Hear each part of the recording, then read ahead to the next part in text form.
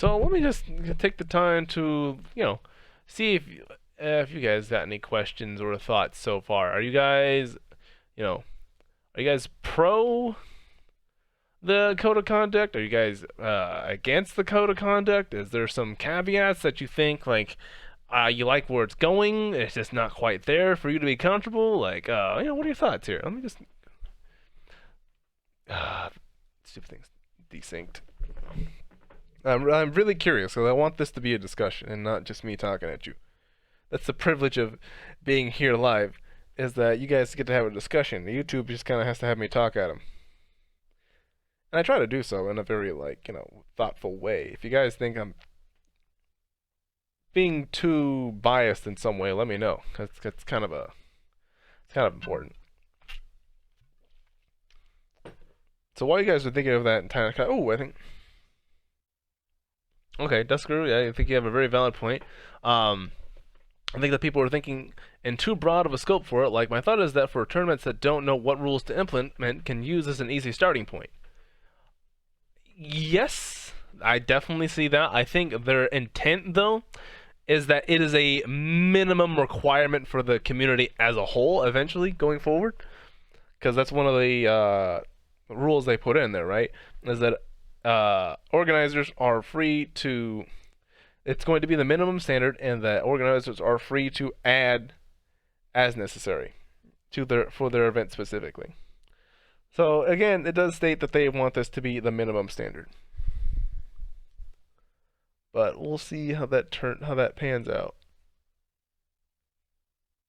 I think it'll be a good place to go. Let me address some of the notes that I took down.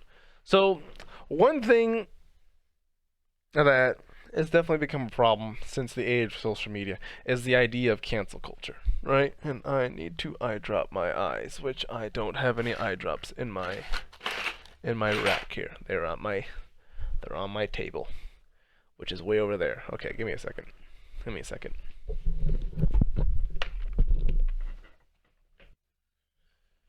It burned. Not too bad. You don't want to be overly optimistic either. I think that's good. I think, not being overly optimistic, but being realistic and kind of having expectations of, leeway and things like that is important. Also, you guys see, my friend made me this sick ass Goku perler. Look at this shit. Do you know how much time this took? Hold on. You see how hype this shit is? Yo, what the buck? That's cool as shit. Alright, sorry, distracted. Just had to point that out. Thank you, mostly riled up for the art. It belongs on the stream. Yo, I always have more Gokus. Wait a minute. Oh! Hold on. The camera light is shining on this guy.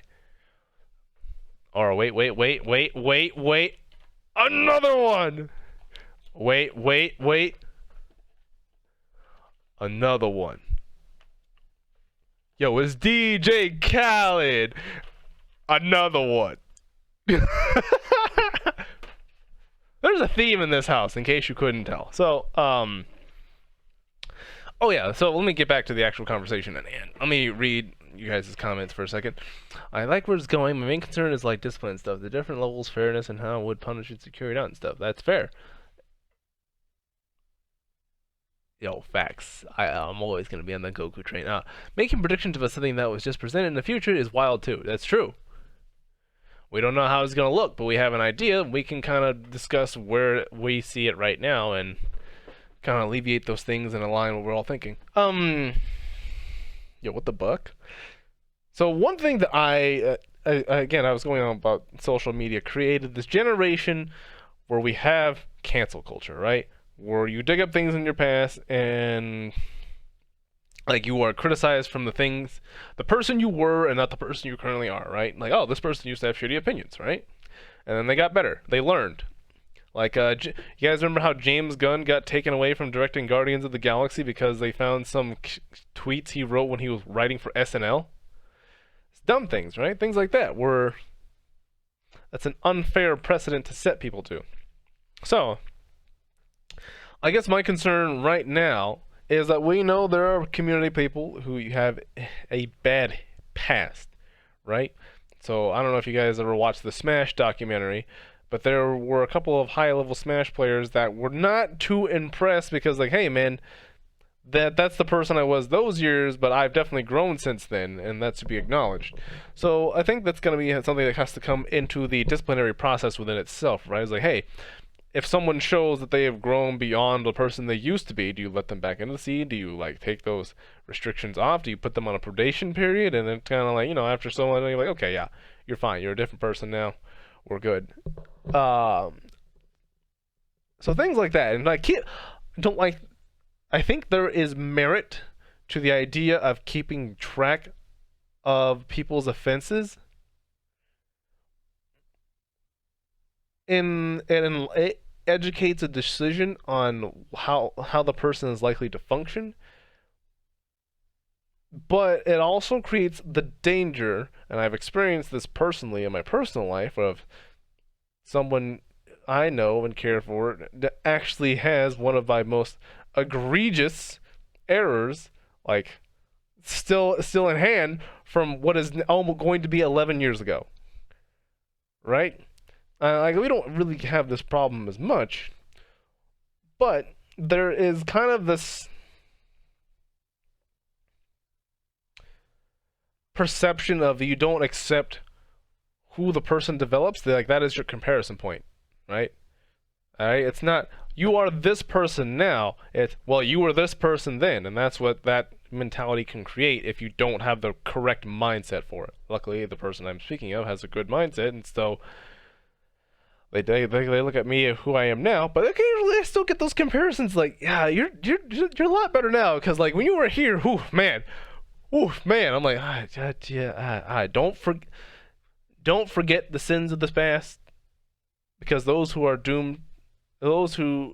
forget the past are doomed to repeat it. But at the same time, it's a nuanced thing. You know what I mean? It's a nuanced thing. So that's what I have this fear of.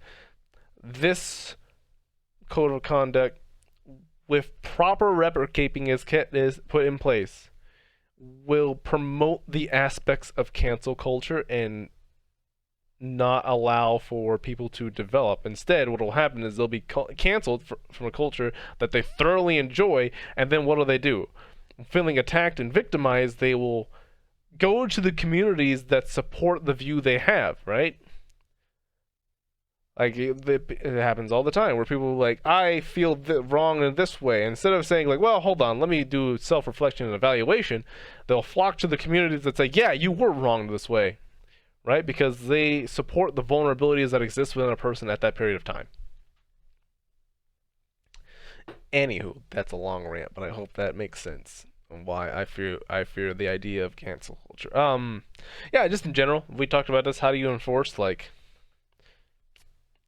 it doesn't work if everyone doesn't sign into it, and I think we already talked about that with that one Twitter comment, is the major tournaments. Like, no, it has to be grassroots. If everyone doesn't do it at the small level, then no one's gonna do it at the big level. Pyramids are built from the foundation, right? Skyscrapers are built from the foundation. This idea of top down or trickle down economics doesn't exist. It has to start here to go there. So I think that's kind of just tied together in that. I talked about propagation of effectiveness, because those tie into the same thing, and we questioned the time aspect when we talked about DMs, that they're the only proof of allegations, only proof that support allegations, as opposed to things like that, and the nuances of certain rules. So, man, I kind of wish I had another Goku around, so I could just randomly just be like, and another one.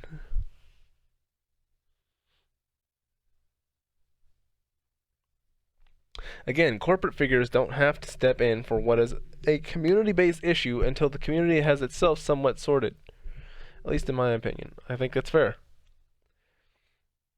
I think... what do I think? Let me digest the information you've given me to make a proper, thought-out statement.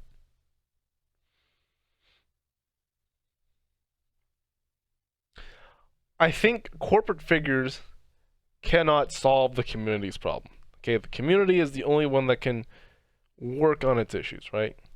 A very wise person said to me, it's just like, it doesn't, our relationship is a result of the relationship that I have with myself, right? So, like, a corporate is gonna work with us because they're like, okay, yeah, we know we're pretty good. But there's still some dark things that, like, we don't acknowledge about ourselves and work on. And that kind of keeps them from being like, I want to invest, but not wholly, not fully, right? I want you to show me so that way I can feel comfortable. So, I feel like having this step is going to create that proper relationship with ourselves as a community, that like all of us can come in and feel safe in any space, right? And feel good about being there. And once that inclusivity and acceptance is there, it creates, you know, what corporate figures want, right? Like it creates the inclusion in marketing. It's just like, oh, we're going to reach a wide degree of audience, right? We're going to have a very wide demographic. So having this wide demographic means that it's going to be less risky for us to invest. So this is a 1:30 mark. I need to clip this for somebody else because they'll appreciate that I actually pay attention during our conversations. Hopefully they'll appreciate it. That is the core of the problem. You are 100% correct. I also think people will inherently disagree with having rules pushed onto them, which is something you can't avoid.